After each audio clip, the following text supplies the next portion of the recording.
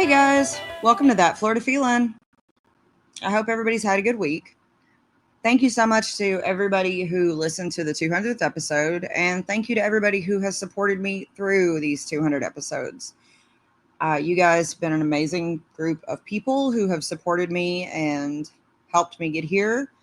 I've made several friends along the way that I'm grateful for. I am part of an amazing podcast network, Unfiltered Studios. If you've not gone and checked out some of those podcasts, do so. There are some awesome podcasts on the network. You can find everything from movies to just life to Mama D talking about things that people deal with every day that you didn't think anybody else talked about, to Cindy talking about hypnosis. My favorite one right now is Gemma. She does I always forget, I always get the name backwards, but it's Talking Codswallop, I believe. I love listening to that podcast right now. That's one of my new favorites.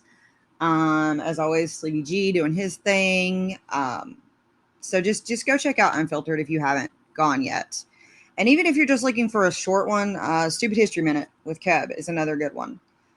But thank you to everybody who has supported me over these 200 episodes. I genuinely appreciate it. You guys know I have no idea what it means to me. Thank you to all my guests I've had over the years. Bob, who I hope to get back on very soon. We tried and life got in the way, so hopefully I get him back on soon.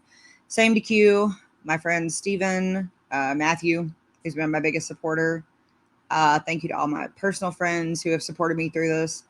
But thank you guys so much. It really means a lot, and especially to those who have gone with me through the social media, the Facebook, the Instagram, the TikTok, now YouTube. I really appreciate you guys. You guys have no idea how much it means that you support me. And to the new close personal friends that I've made, Shelly, Tracy, Nancy. I really have enjoyed Pete. Can't forget Pete, and Scott. Thank you guys for the ones that I've made, and I'm grateful to the ones I'm going to make. If you ever just need to say hi, reach out and say hi. I really, really do love hearing from you guys. And to all the topic suggestions I've gotten over the years, thank you. If you have one, please tell me. I'm always looking for new ones, things that I may not have even thought of. And it's always fun to learn new things. So again, reach out and say hi on any of the social media or at thatfloridafeel@gmail.com. Or just tell me what you want to hear. I'm always open to it. I always do some random polls and questions, or I'm posting fun stuff about Florida Man. So yeah, thank you for getting me to 200, and here's 201. And today we're going to talk about a pretty well-known place in Florida. Most of us have probably been there. It's right outside of Orlando. Most people think it's part of Orlando. It is not. It is actually in its own little place. Lake Buena Vista. I'm sure you already know what I'm talking about. We're going to talk about whatever you know it as. I know it as Downtown Disney because that's what it was when I started at Disney. Today it's known as Disney Springs. Originally it was known as other things. It's been known as Walt Disney World Village or Disney Marketplace, depending on what you knew it as. It also might give away your age.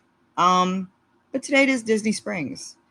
And I can tell you that it has evolved a lot, even since I started at the theme parks. But Disney Springs is an outdoor shopping, dining, entertainment, all-in-one thing. Complex, I guess we'll call it, at the Walt Disney World Resort in Lake Buena Vista, Florida.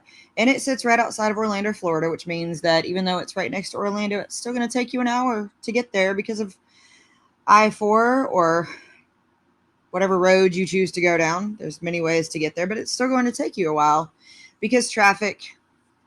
That's all I'm going to say. Traffic or rain or tourist driving.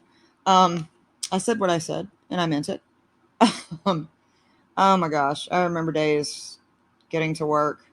Like, the park would be full, and people would still be trying to get in, and you as a cast member can go through, like, the main turnstile to get through parking, and people would get mad. Well, why did you let them in? Because I work here. And oh my God, the fights it would start. And so I just gave up, and I would start going around the back.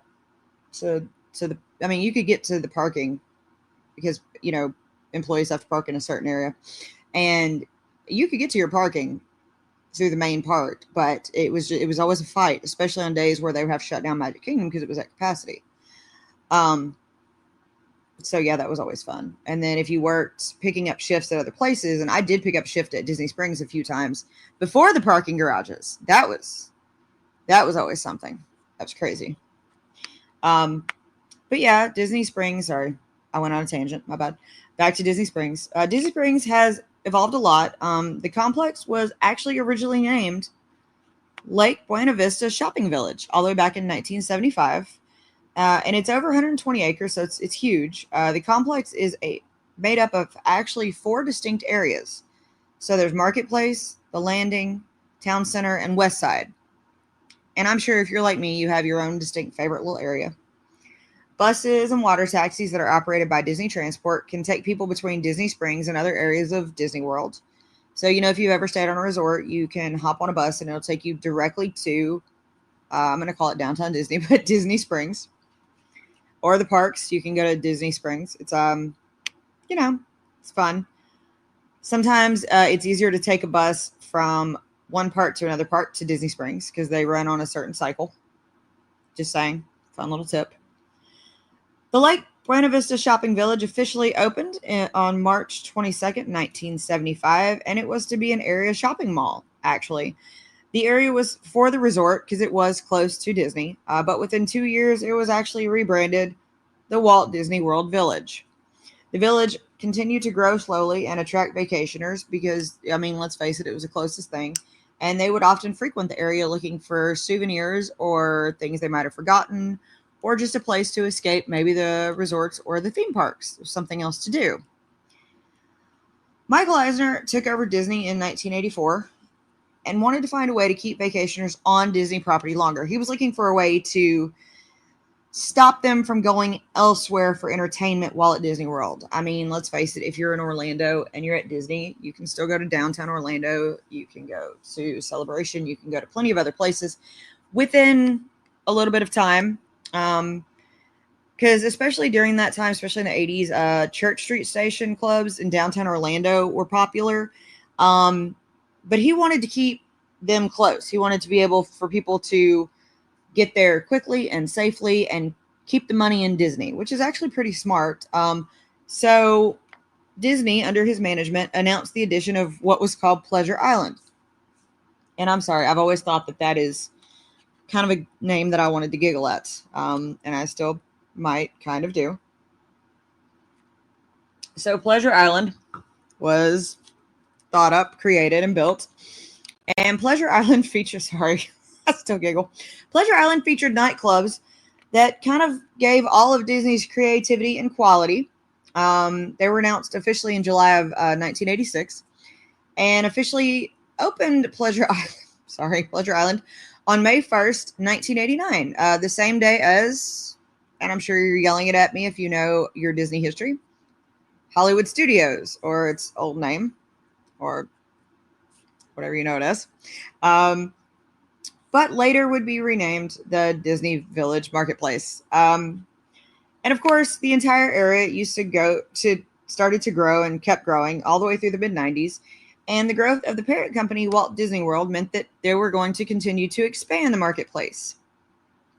The first World of Disney store actually opened on October 2nd, 1996 in the marketplace.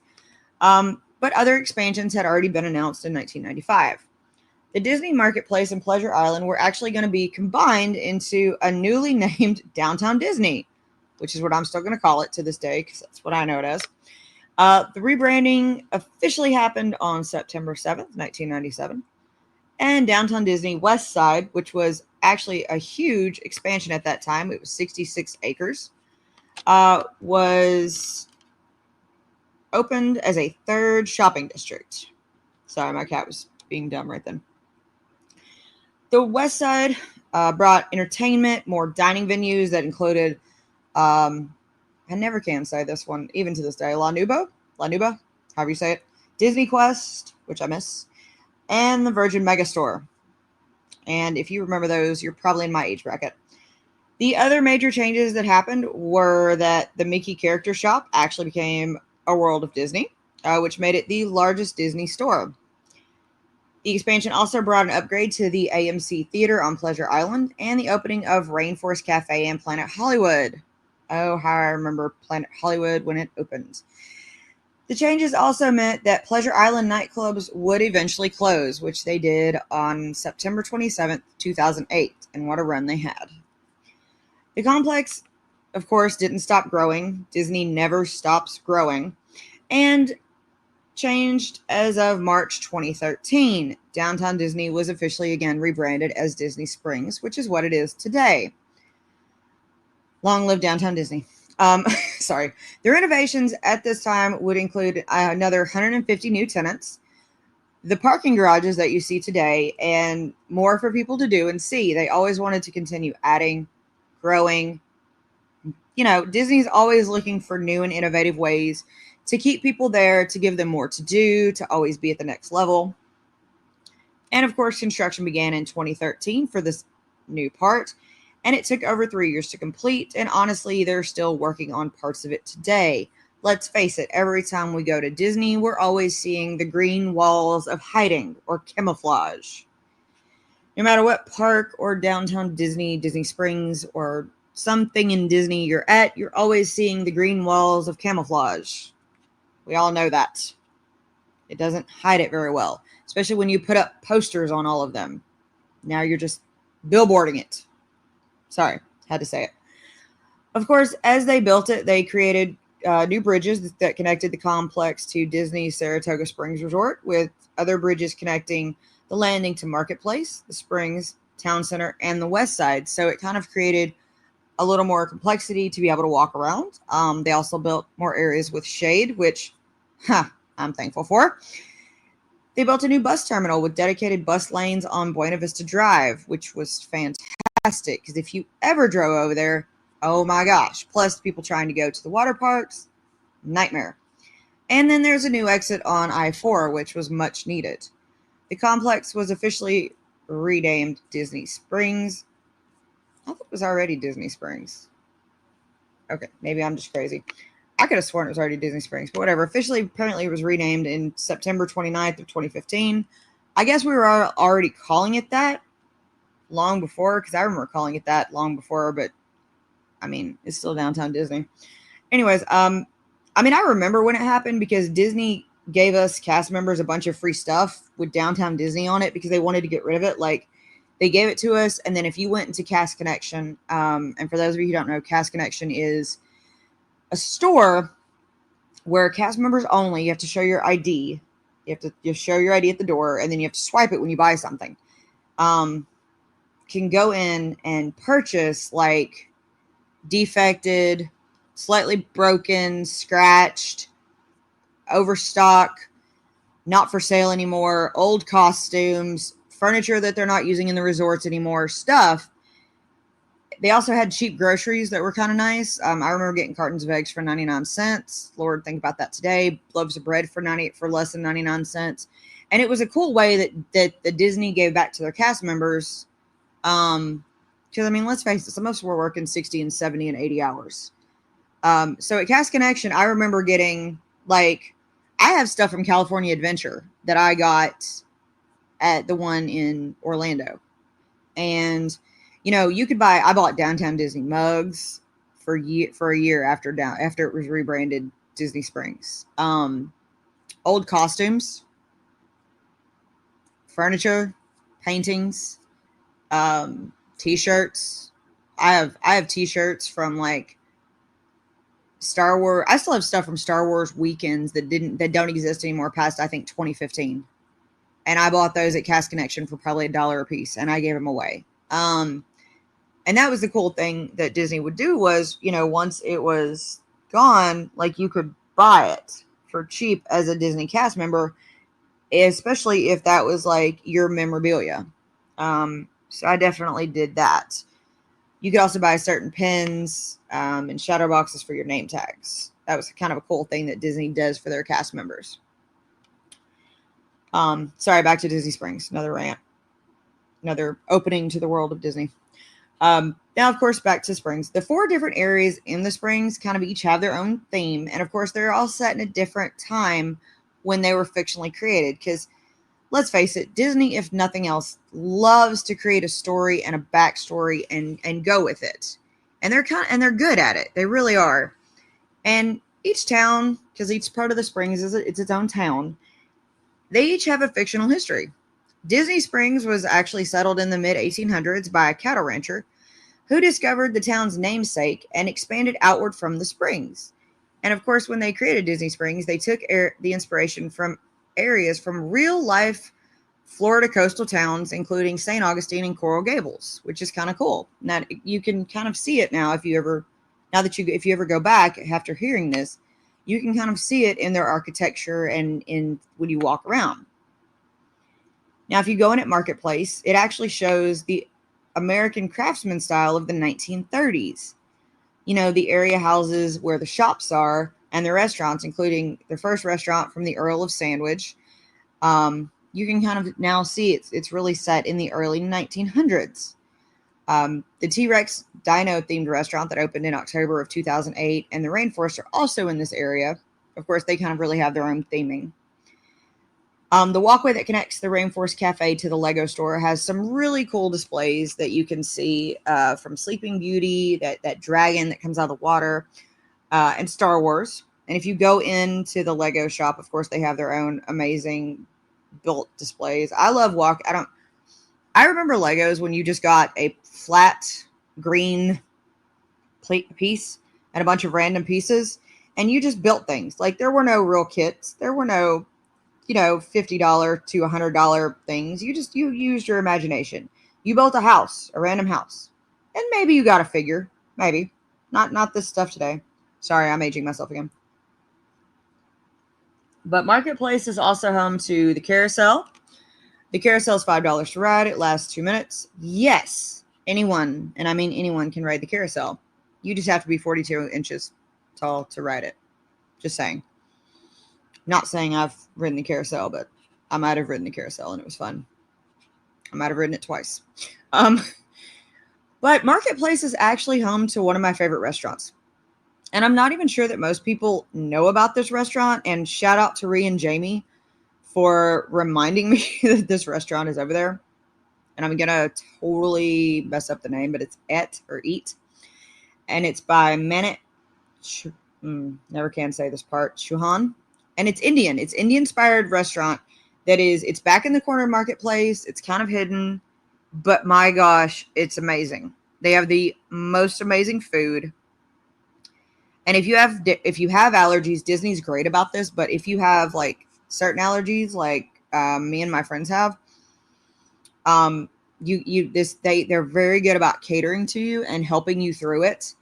And this place was really good because they had a lot of stuff that we could eat due to our specific allergies.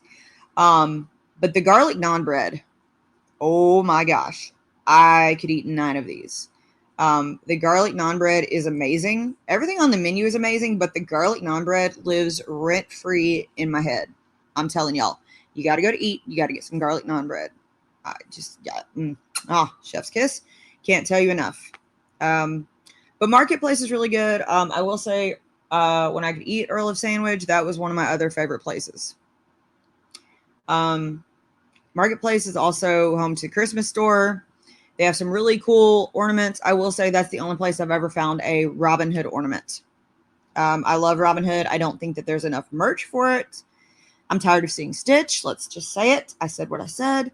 But that's the only place I've ever found a Robin Hood ornament. And the Lefty store, which is kind of cool. Makes me think of the Leftorium from Simpsons. I know, other brand. Shh, don't say anything. But Marketplace is kind of cool. It's got some really cool shops. Moving on to the next place, we're going to go to the Landing. The Landing is also a fictional town that has a transportation hub and a marina. The Landing has a nautical theme with nautical-themed restaurants and shops. Jock Lindsey's Hangar Bar, which is an aviation-themed dive bar, is based on a character from Indiana Jones, and it is in this area. So is the Boathouse. Now, the Boathouse is probably one of my favorite places to stop and have a drink, but it's only one specific place. Go into the Boathouse, go through the Boathouse, go all the way and have a little Go to the little bar that's sitting out on the lake. That place right there is the best place to sit and have a drink or a mocktail if you don't drink. You can even get food out there, and it is the coolest place to watch the amphibious automobiles launch and come in. You can also see like people walking around from that little place. You can see the people cruise around Lake Buena Vista. You can just see people walking through. You can see the Lego store from there. I absolutely love that place. That is probably one of my favorite little places to sit is at the boathouse. I will say that Jock Lindsay's Hangar Bar is probably one of the worst. I'm not even gonna lie to you. I had probably one of the worst experiences there, and I'm gonna leave it at that. But the boathouse, if you're gonna actually try and eat at the boathouse, make reservations.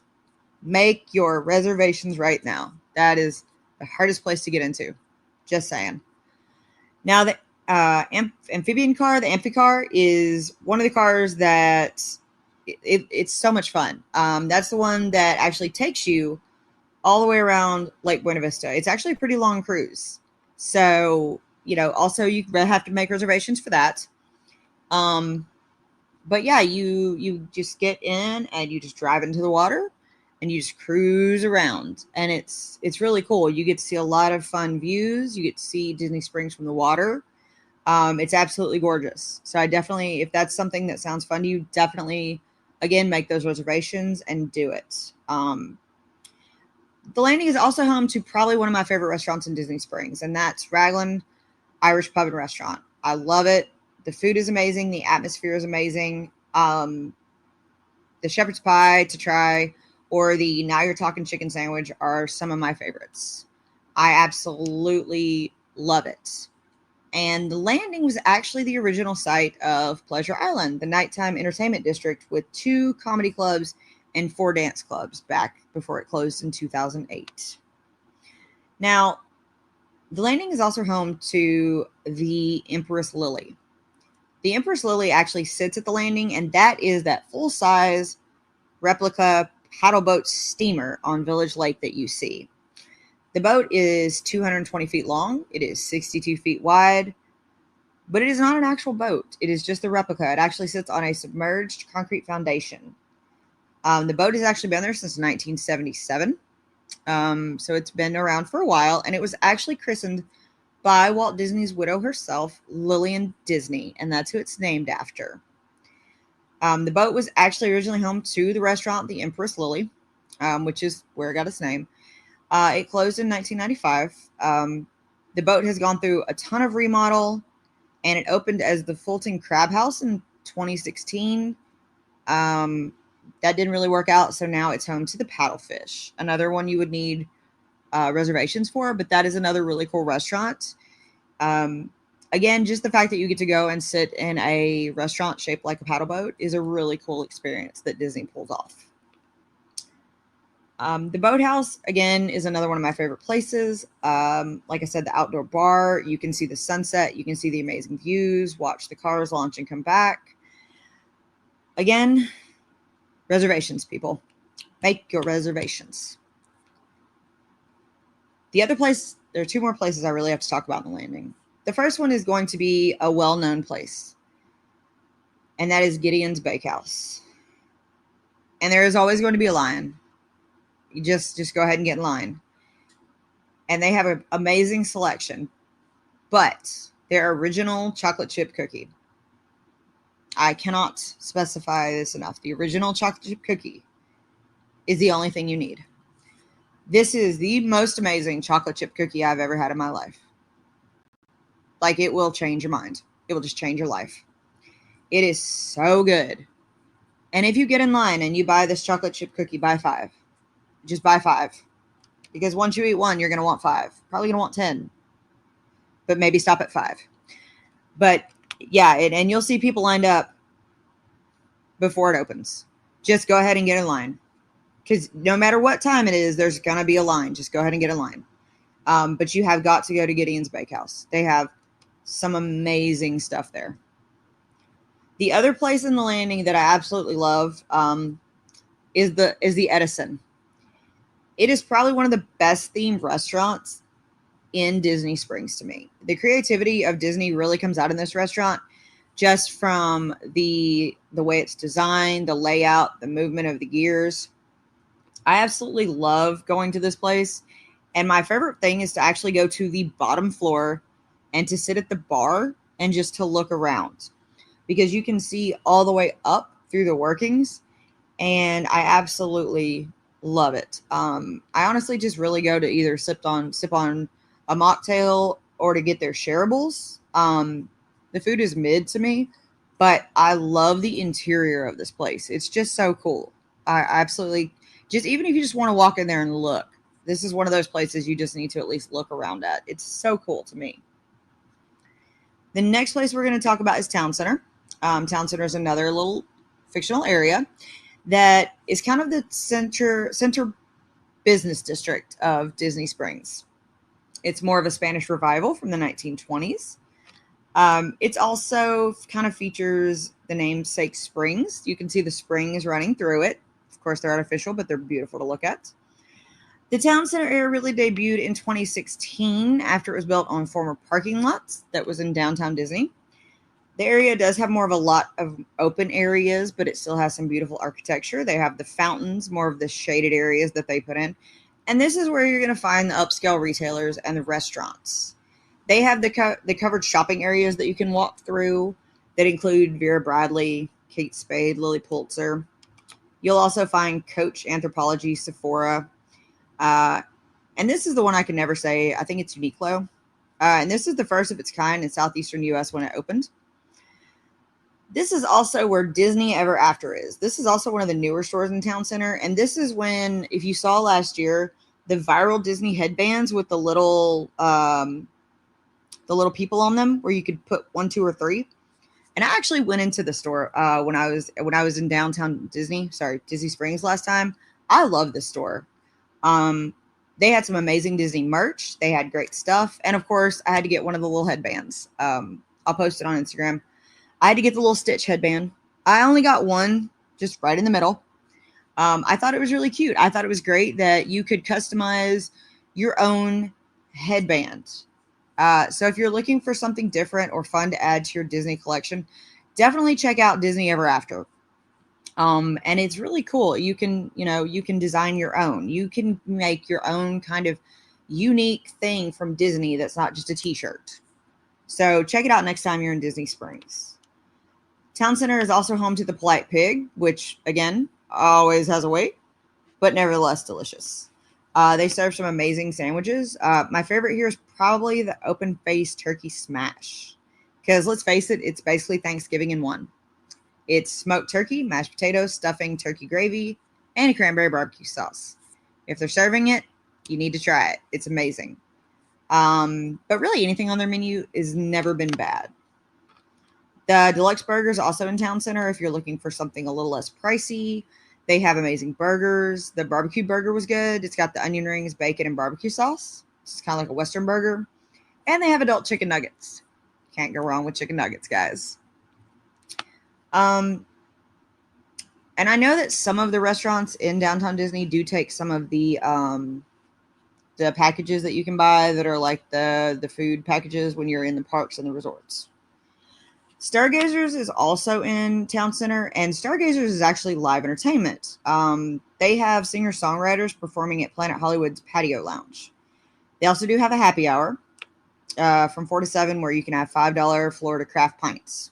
So if you're looking for something right after the afternoon in hot Florida or when it's raining, check out Stargazers. They do offer live music on Friday and Saturday nights. They also have karaoke on Wednesdays from 7 to 11 if you're just looking to really be creative. West Side is kind of really where the town's exposition center is. According to the town's history, it was developed in the 1950s. And this is where the existing AMC Theaters Pleasure 24 opened with the downtown Disney West Side in 1997. AMC Theaters is still there. But they really began to revamp this area in 2010. They wanted to make it better. They wanted to offer more than just the theater. And the theater is now renamed AMC Downtown Disney. The theater is actually really nice. I went to it last summer. I actually caught Deadpool versus Wolverine there. It was really good. Disney Quest. I miss Disney Quest.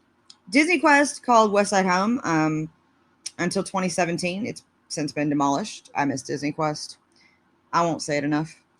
The NBA experience was built on the Disney Quest side, but it failed to really make it because it opened in August of 2019. Kind of bad timing.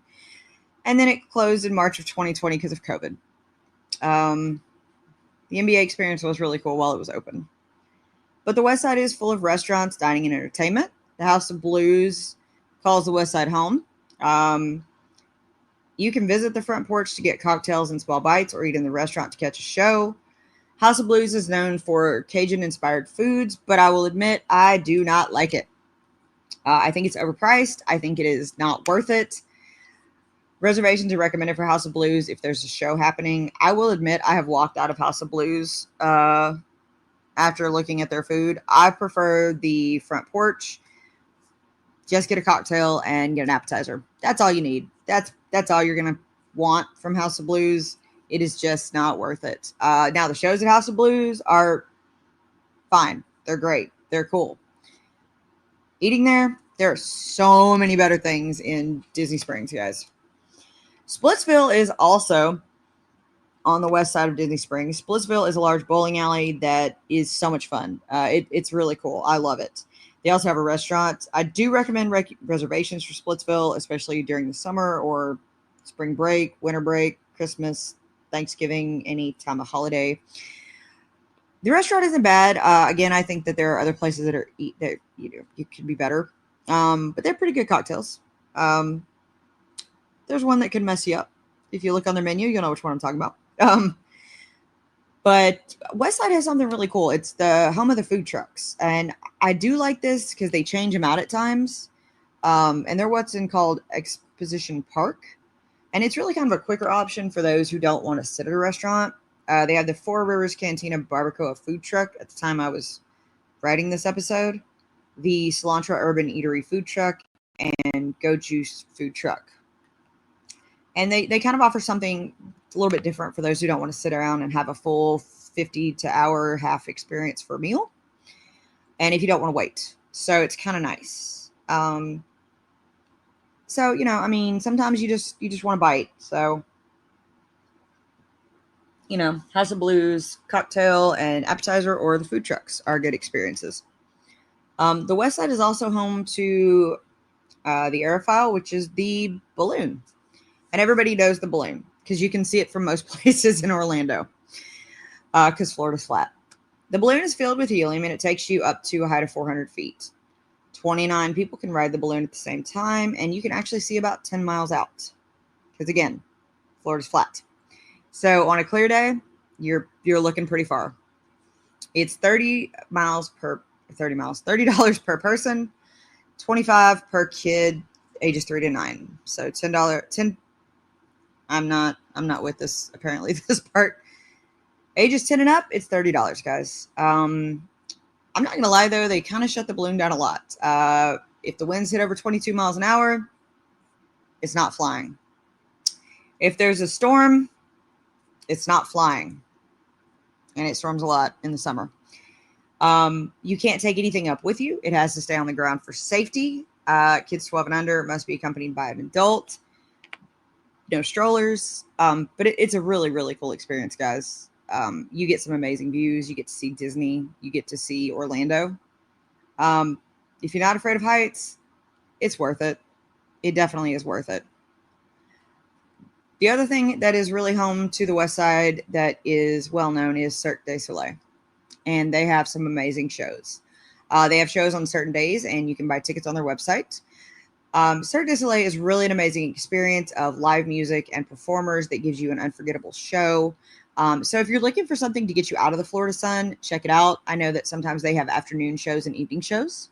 And they're always really changing up what kind of show it is. So, if you're into performing arts, definitely check out Cirque du Soleil. I've never really heard bad things about Cirque du Soleil. So it's really, really great. Disney Springs has so many shops and experiences, dining, that you're really going to find something for everybody. You're always a few steps away from your next set of Mickey ears, a delicious meal, a new experience like the Amphicar or the Aerophile. And it's really kind of a great way to add to your Disney vacation if you're tired of walking around the parks. There are some great places to take pictures. There are some great murals in both in the shops and outside on the walls. I know one of the shops has a teacup you can take a picture in. Definitely don't miss that. Every now and then you can see some live performers out, especially near the AMC Theater. They do live music. I will say that Disney Springs is going to get very busy at times, especially at night when they do the drone shows. So sometimes it's not worth fighting the crowds. Sometimes it is. Parking can get a little crazy. But when you find the right time, it's the best place to explore. It is absolutely fun. Spend some time, make some memories, try some new foods, get some great pictures, or just run into Florida Man, because chances are he's going to be at Disney Springs. Just saying. Today's Florida Man, though, comes to us not far from Disney Springs. He's actually from Plant City, which is just about an hour from Disney, right down I-4. He actually ran from the cops on a motorcycle with a fake license plate that said McLovin, because that just doesn't scream stupidity. The man was seen going 110 miles an hour in a 45 mile an hour zone. The trooper attempted to pull him over, and the Florida man decided, nah, I'm just going to go faster.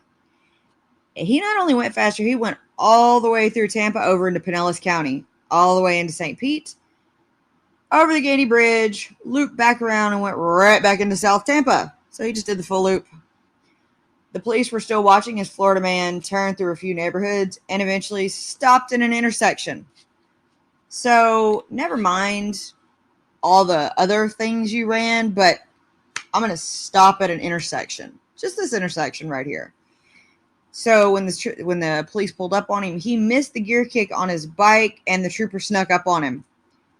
And they grabbed him.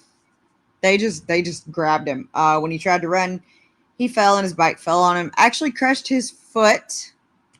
So, yeah, I can't run with a crushed foot. Moral of the story is don't run. It's not worth it.